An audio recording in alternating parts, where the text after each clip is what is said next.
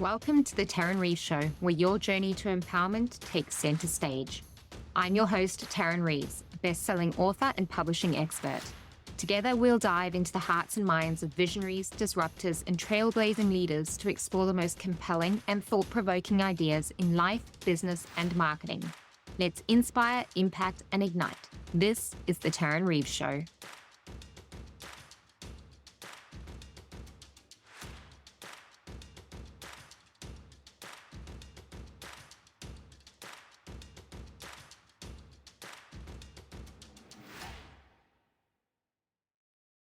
Welcome to another episode of the Tarryn Reeves Show. Today, I'm joined by the amazing Blair Kaplan Venables, all the way from Canada. Now, Blair and I actually met on a book tour in Vegas about 2 years ago. Was it 2 years ago? June 2022. Oh my goodness, time flies, and we just connected straight away and had the best fun. But we are going to chat today about resilience, one of my favorite topics and one of Blair's specialities. Now, Blair is a British Columbia-based grief and resilience expert, motivational speaker, and the founder of the Global Resilience Project. Her expertise has been featured in media outlets including Forbes, CBC Radio, Entrepreneur, and Thrive Global. On top of that, she is named the top grief and resilience expert of the year 2024. This woman is amazing, you guys. I can't wait for you to hear us have our chat. Blair, welcome. Hi, thanks for having me. It's such an honor to be reconnected. We had so much fun. We met in Vegas, but then we were also in Beverly Hills and New York together. We were. That was such a fun book tour and just a great chance to meet epic people and spread the love, spread the word. Yeah, it was great. And it's so cool that we have this ability to have these conversations with technology when you're literally in the future. It's already tomorrow on the other side of the world. Good news, there is a tomorrow for those of you on the other side of the world. Phew. That'd be a bit sad if there wasn't. But yeah, it is amazing. I definitely want to come to Canada. It is very high on my bucket list, and I will be headed your way hopefully someday soon. But let's talk about all the amazing work that you're doing, leading the way in resilience with the Global Resilience Project. You've released several books, I believe, Resilient as Fuck. Tell me all about this, because I know that you have one hell of a story. Yeah. Okay. So content warning, I'm talking about some heavy topics. Mm-hmm. And if the content does bring up feelings and emotions, feel free to pause this, walk away, take care of yourself. And if you need support finding a mental health professional in your area, you can reach out to me, but do what you need to do to take care of your mental health. Every time. So I'm the daughter of a man who lived with addiction and a child of divorce. I was very close with my dad, but when I was 7, my parents divorced. I didn't know my dad was deep into a crack addiction. And my dad was now in and out of my life, and I thought he stopped loving me. No one had that conversation with me about him not being well, and he was villainized. Yeah. And so I grew up hating him, I still have abandonment issues, self-esteem issues, mental health struggles. And in my 20s, I was given the tools that I needed to forgive him and accept him for who he was. And we developed a very beautiful relationship as soon as we had that conversation in my adult life. And I got a chance to get to know him and learn about him and understand what he went through, and knew and learned that he loved me that entire time. He just was not well. And it's such a gift that I got a second chance. Yeah. But at the end of 2018, we learned he was terminally ill. And I started sharing our story of his addiction, my forgiveness of him, and our resilience. And it was inspiring people to choose sobriety or fix relationships in their life before someone passes away, or get a therapist or counselor. And it was creating a safe space for people to then share their stories back to me. And I said, you know what, Dad, we have something very special here. What if we write a book and we gather stories of resilience from around the world,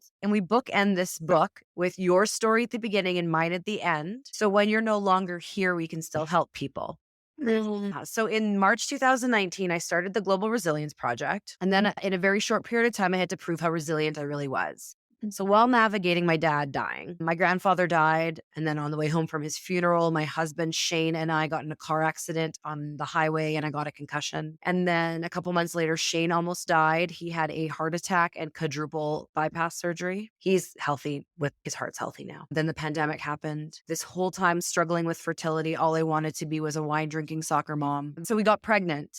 I'm We were told we couldn't get pregnant naturally. We got pregnant without trying, and then we miscarried. And then 3 weeks after the miscarriage, my father-in-law suddenly died after a 3-week battle with cancer. And then 3 months later, my mother suddenly died after a 3-week battle with cancer. Yeah. And then my dad died the same year as my mom in the same week, but a year apart. And I wanted to quit and give up. But this whole time, I put one foot in front of the other. I was working on this project, and what started off as a book turned into a global movement. And we ended up launching a podcast and a clothing line. I became a motivational speaker and a writer, and we became a social enterprise where we help organizations, whether it's time, money, resources. And we started a movement. So I was in such deep grief, but I took a step back and I was like, look what we built. And so I didn't know if I was going to do another book, but I did. My mom came to me in a dream and she was like, I'm proud of you. And I was getting ready to publish my second book. So I woke up, I'm like, let's do it. So the first book is The Global Resilience Project. This is the book that started it all. But then we decided that because that's the name of the project, we're going to rename the book series Resilient AF, Stories of Resilience. This became a bestseller as well. And now we're currently working on Resilient AF, Stories of Resilience Volume 2. And we just launched Resilient AF Skin Deep Stories, and it's going to be featuring tattoos of resilience. Wow, that's such a cool idea. Now, Yeah, so listen to your story, Blair. Like, you would sit here and you go, you can't make this stuff up. Like, how many times do you have to get hit and keep getting back up?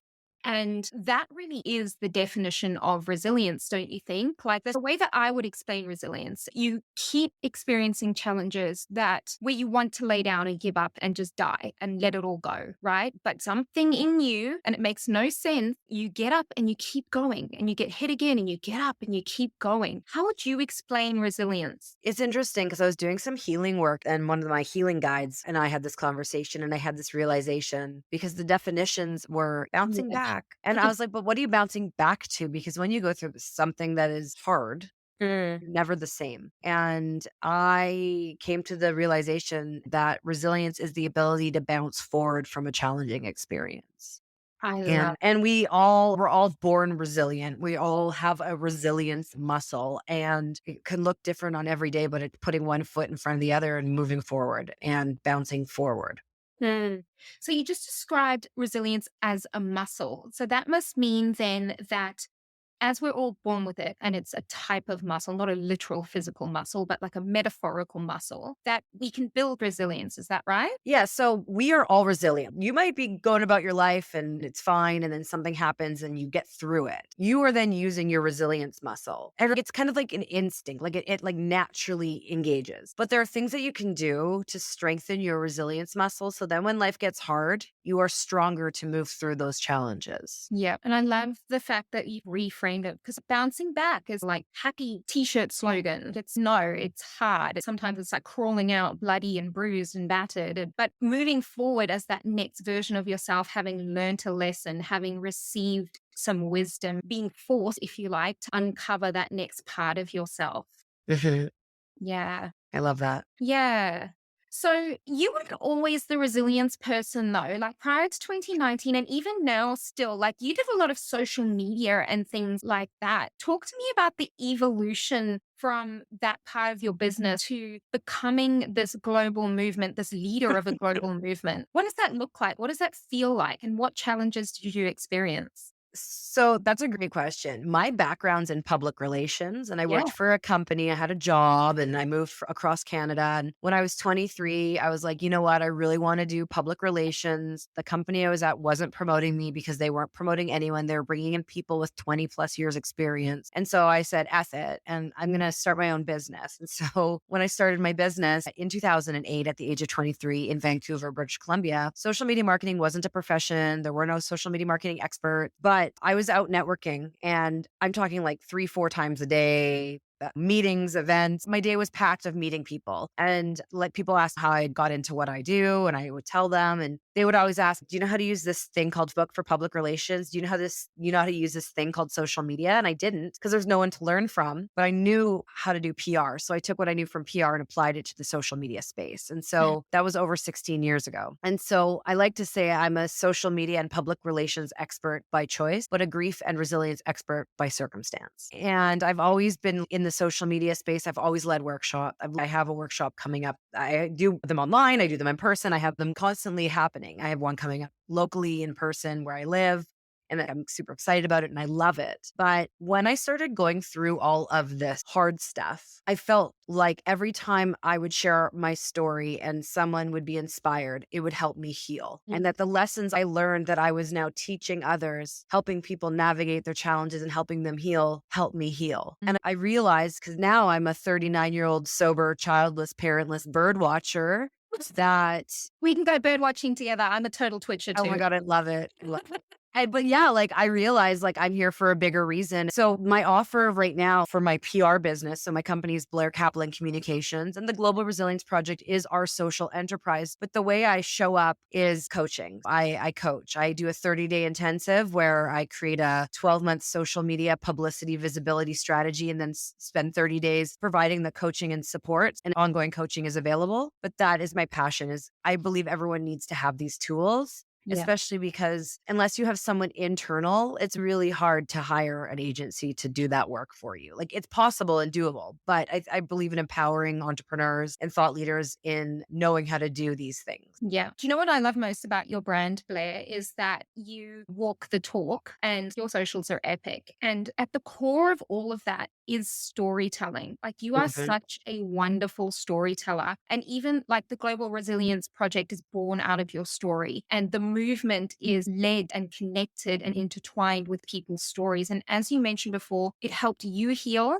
And Mhm. it's helping the others heal by telling your story, sharing your story, being surrounded by people who have similar stories. There is something so magical about it. And I own a publishing company, and that's also at the heart of what we do. It's storytelling, it's connection, and not just for business, but there's something magical that happens when you tell your own story in a book or you get vulnerable and real and raw past the social content, past the fancy website and the obnoxious business card and all that other Yeah. stuff we have, right? Yeah. What's your opinion on that? Stories build connection, and we're human, and humans are meant to be in community. Yeah. And they're meant to be together. And when you go through something hard, something challenging, it's very isolating and lonely. And I believe that we need to get through the hard stuff together. But it's easier for a lot of people just to retreat. Mhm. And if we can make the world a safe place for people to share when it's good and when it's bad, and ask for help, I think society as a whole would be just like up leveling. And Yeah. so, and part of the way to do that is storytelling. And it doesn't have to be, you don't have to be a prolific storyteller. You don't need to be like Shakespeare. We all have a story. And if you know how to have a conversation, if you know how to talk, you know how to tell your story. Yeah. And that's what we do at the Global Resilience Project. We have a formula that we follow for storytelling, and we do some workshops on telling stories and how to tell your story to fit our formula. And we have people tell their story and then they work with our editing team. We have an editor, and it's a really cool way to go about it, because one of the biggest things is people are like, I don't know how to write. Like, I'm not a writer. If you can write emails, you can write your story. I've had some people I teach them, you can just talk to your computer or your phone and have it transcribe. Like, my grandma is 90 and she is in this book. And I had her tell my story and we transcribed it. I love that. Yeah. I always say to people, there is no right way to write. No, You've just got to find it in yourself to be courageous enough to share those parts of yourself. And the way that it comes out is unique to you and it's perfect. maybe Just, it should be, is there are only right ways to write. All ways to write are right. yes. Yes. God, I feel like we could turn this into some merch. Yeah, right on. Right? That's definitely going to go on a cup. Yeah, love it. Yeah. Now, storytelling in business to me is vital. You have to be able to tell stories and to be able to sell. Can you give some practical advice to the people? Because we have a lot of entrepreneurs that listen to this, right? Not all of Yeah. them are entrepreneurs, but mostly entrepreneurs. What are your top tips to entrepreneurs for storytelling on their social media and PR efforts? Yeah. So a couple things. I think you need to like take a step back and remember, why are you doing what you do? Because everything that's happened in your life, every moment has led to this very moment. And people want to know how you got there. People only see what you show them. Okay. So think about all the things that have happened until you got to where you are today, to where you were yesterday. And we like little stories, right? Like that one time at the grocery store when XYZ this happened, and people want to hear that. So I think let people in. And also when it comes to visibility and knowing what people are, sorry, for people, I'm stuttering. It's fine. It's a long weekend here in Canada. Story. Yeah. And so if you want people to know who you are and like you want them to talk about you when you're not there and recommend you people to your business when you're not there, be very clear on what your expert topics are. I'm an expert in social media and public relations, specifically publicity. I'm an Yes. expert in grief and resilience. I'm a grief and resilience coach. Yep. Be very clear on that because if you're not very clear on that and you don't constantly let people know it's not in your social media bios, it's not in your 30-second elevator pitch, it's not on your website, how are people going to know Yep. what you do? And then, yeah, and then storytelling on social media is a bit different, but try different ways and see what resonates. Maybe it's talking to your camera and then uploading it. Maybe it's going live. Maybe it's uploading 10 photos. Maybe it's one photo and you talk in poetry, write your like spoken word, type it out. You get to tell your story however you want to tell it. And also, my Instagram wasn't created as a business Instagram. I have the Global Resilience Project has Instagram account and social media account. Global Resilience Community is our Instagram. And I have my personal, which is also my business because I am my business. Yeah. It's Blair from Blairland. Yep. And the thing is, I show up there and I show all parts of me Yep. because people do business with people they like, they know, and they trust. So how are you going to build that? And don't worry about being perfect. There's no such thing, is there? No, there isn't. I had a meeting this week with someone and they're just concerned about being on social media because they're a perfectionist. You're never going to be 100% satisfied. 100%. Just showing up before this podcast, like knowing that we record in video as well. I was going to change my hoodie that I'm wearing. And I was like, no, what? No, this is what I look like on an everyday basis. I'm sorry. It's cold. It's okay. Look at my hair. We have a trailer parked at a lake Yeah. couple hours from here. So I call it our lake home. It's like a cabin, but it's a trailer. It should- And I was there all weekend and I'm in my workout gear and I definitely could probably brush my hair. But you know what? I always remind myself, I talk about resilience and I talk about showing up and that's Yeah. what's happening. Exactly. Show up as you. I think we really need to drop this very damaging notion of perfection because speaking from my experience, like I grew up in a very strict upbringing, if you like. I'm from Africa, I'm from Zimbabwe. So the culture is very much stiff upper lip, very British, if you like. Stiff upper lip, don't show any weakness, get good grades at school, always look great, always have good manners. When you grow up, keep a nice home, have nice, polite, quiet kids. No, it's a shit show over here. I'm not going to lie.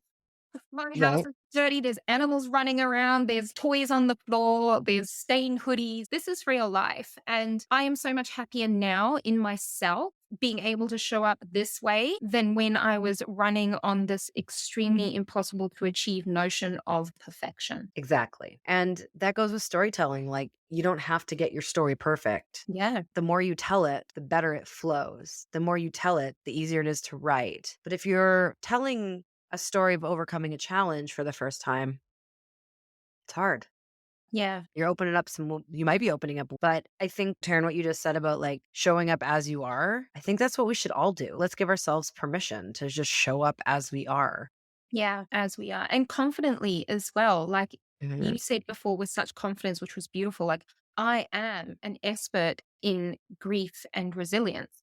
I am an expert in social media and public relations. Yeah, Like, claiming that space and going, you know what? I do know enough. I am enough. I am smart enough. I've gone through enough. And this is what I'm claiming. exactly. I love that. Now, you've got the books as part of your social enterprise. What is your opinion on books for business and storytelling and weaving PR into a book that generates leads and allows people to see past maybe the fancy website and the curated social media and accelerate that no like trust factor that takes someone to actually buy from you? That's a great question. So when I decided I wanted to write a book, I was like, oh, wait, I don't know how to write a book. And I took a book writing workshop. And because originally my concept was I'm going to gather 365 stories and 365 people, or I guess like with me and my dad, we 300, whatever, four Yeah. or three. Anyways. And so I did this workshop and I told them what I wanted to do. And they're like, that is going to take a long time because that's like having 365 clients. Yeah, A it lot. is. And an anthology project is hard work. And right now my anthologies have 50 stories, but I'm going to be shifting it for future projects. But I digress. So what I did was I decided after this workshop, I'm going to write a practice book while gathering these stories to learn how to write a book. And part of my learnings was that my book is like the best business card. It gives me credibility. It helps me get on more stages. It helps make me be seen as one of the top experts in my field and in my industry. So if you want to be seen as a thought leader or you want to have a bigger impact, writing a book is the perfect way to do that. Maybe if it's too daunting to write a full book, you start with an anthology and see how you like that. Because I've had people tell their story for the very first time with me, with us, and then they're so inspired they keep writing and they publish a book. Yeah. And yeah, and I think books are timeless. Like books are timeless. And I have hardcovers, I have Kindles, I listen, I read with my ears, my eyes. The same. And there's so many different ways to consume information, but one of the best ways to establish yourself as a thought leader and to get your information, your knowledge, your passion, your story out into the world is by writing a book. Yeah. But Yeah. you need a marketing plan. You can't just write a Oh, book. 100%. The amount of people that write a book and often an amazing book and just throw it up on Amazon and like, the sales are going to roll in. And I'm like, no, that's not how it happens. Where's your marketing plan? Where's your PR? Where's the long-term plan? And just like anything in business, you have to keep marketing it. It's not like you do a 12-month marketing plan and then it's huzzah, like Yep, everything's amazing. It's no, week after week, you have to keep marketing that thing. Otherwise you become obsolete. exactly. And then it's a Exactly. waste. And then it's a waste. You would have received the healing and things that you had from when you did write and share and the growth Yep. that you get from that. But you don't want it to stop there. You've got impact to make. And I'm just like, I think a lot of people I talk to, and you probably have this too because of what you do. Because Yeah. I don't know, it's interesting because I do coach some people and entrepreneurs on writing their books because it's Yeah. part of, I'll put it in their visibility strategy of like, you have a formula, you have a system, let's educate people.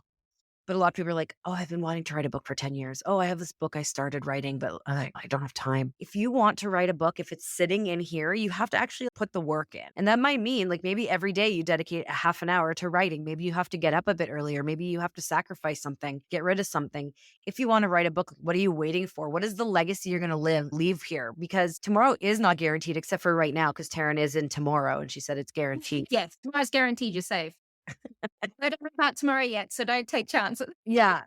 But what are you waiting for? Yeah. There is no right time. And you're never going to get this beautiful notion of allowing yourself to take 3 months out of your business and your life and go and sit with a typewriter in the woods while the birds chirp. Like this isn't Ernest Hemingway, unfortunately, like as amazing as that sounds. But the majority of us have kids or work or partners or commitments or clients that need your attention. On top of that, you've got your self care and your home and all of those things that come and make up a life. Right? You don't have to put pause on any of those things. It's about finding those pockets of time and committing to them.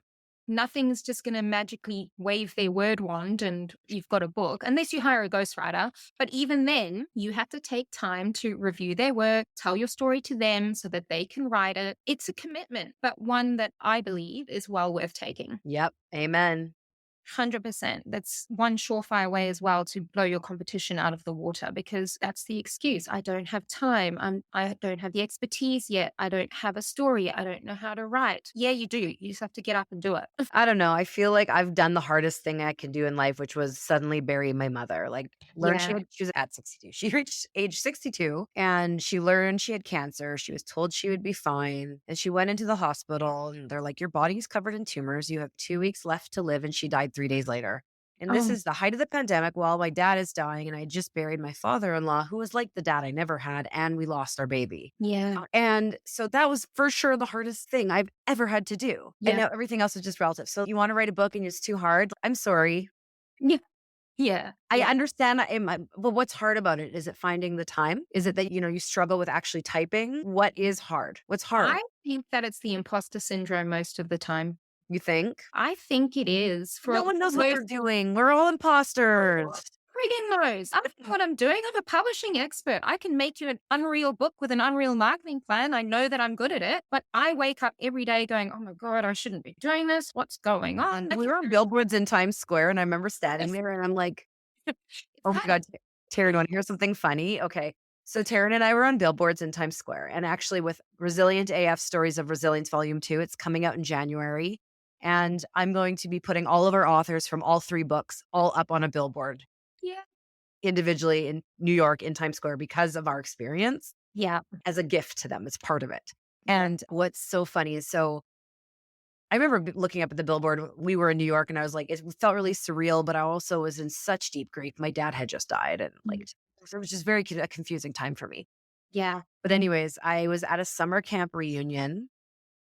Like I went to summer camp as a kid and I was at a reunion last weekend. And up comes this guy who I haven't seen in a very long time. He's a bit older than me. Like he was on staff when I was a camper, and he said, Blair, I've left Canada twice since the pandemic. And one time I was in New York and I saw you. I'm like, why didn't you say hi? And he's like, I look up and there's your face A on a 20 billboard. a 20-foot Blair. And he took a picture and sent it to all his friends. I'm Oh, like, wow. that is so funny. I'm like, how many people have we impacted because of that billboard? 100%. And you know what? I don't even really think about that most of the time. And then people be like, oh my God, you're on a billboard. Oh my God, you like my daughter, she's 8 now. And every time she gets a new friend, she goes, my mummy's famous. I'm like, no, darling, mummy's just mummy. Like it's so Yeah. interesting the feelings that brings up. Yeah. And like my latest book just got released and it's being picked up by some libraries in the States and it's all starting to roll now. And that was one of my childhood dreams. I used to, like my first business when I was 8 was I opened a library at home in my cubby house and charged all the neighborhood kids to borrow borrow my So books. funny. And now I'm in a library. It's so unreal. And it's so nice to have people reflect back to you, though, these things, because we're all feeling like imposters. We're all feeling like we're not doing enough. It pops up all the time. And then someone comes on and goes, oh my God, you're in a library. Oh my God, I saw your face in New York Times Square. And it's, yeah, I did that thing. Yeah. And I think also the other side of it, for those of you who think it's hard, it's okay. You can still do hard things. But Absolutely. whether it's your business story, your life story, a fictional story, something you've been thinking about, you never know whose lives are going to change because they read your words. Yep. And let that be inspiration to you to get those words out of you because someone out there needs it. Someone out there really needs to hear what you have to say. 100%. And even if you only impact one single person on the entire planet with your words, with your book, you will change that person's life. And then that person can go and impact someone else. And then the person they impact someone else. And it's like these tiny little, the way that I picture it is tiny little lights going off across the globe Yeah. of us all like touching each other. And you may never know how far that initial ripple that you made will go, but it will go. It's inevitable. And that's just such a beautiful gift to be able to give somebody. And once you write a book and the amount of people that will come up to you and go, you changed my life, or you changed my business, or thank you so much, you're so inspiring. You go, what, me? No, like I'm just a single mum with stained hoodie, like chilling out in my Ugg boots at home. Yeah. I used to live in a ski resort and the bookstore there carried my first book, my business book, my practice book, my best-selling practice book. Called Pushing Through My Veins, Raw and Real Stories from an Entrepreneur. And I got an email from someone who was in Whistler visiting, went into the bookstore, they bought it, they read it, and they emailed me because it resonated with them and there was lessons in there that they needed, like lessons learned from me that they needed to hear. And I was like, oh, wow. That was like the first moment I realized like the power of writing a book. But also with these anthologies, besides help like giving people a space to write their stories and knowing the transformative power of that, I get messages from people all the time. I thought I was the only person going through this. It's so nice to read about other people's experience and learn how they got through it. Thank you for helping me not feel so alone. And that's the power right there. Mhm. Because I think a lot of these subjects are taboo topics still, like grief. Yeah. And then even talking about yourself, especially in Australia, it's called tall poppy syndrome. Who are you to talk about yourself and think that you're amazing? It's so weird. There's the two ends of the spectrum, right? And you end up feeling like you are alone and that you have to suffer things in silence and that maybe you're broken. There's something wrong with you and this couldn't possibly be happening to anybody else. But these things are all part of the human experience and we are all human. Yeah. So we experience different variations of these same events. And by being brave enough to go, hey, this is what happened to me. This is how I felt. This is how I navigated these challenges. And this is how I now am on the other side can give such hope and healing and can honestly sometimes be the difference between someone keeping going and giving up. Yep. And that there's nothing else I can say. Like Mic that's drop. powerful beyond words. Yeah.